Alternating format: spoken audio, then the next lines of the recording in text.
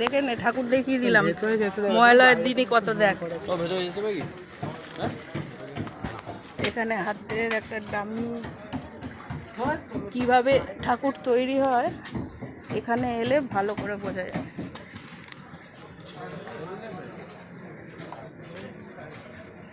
কাজ চলছে।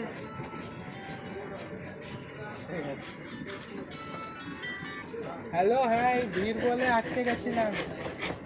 এই দাঁড়া দাঁড়া যা, এই তো হয়ে গেছে বল। দাঁড়া হয়ে গেছে চলে গেছে বললাম, দাঁড়া তো না বলে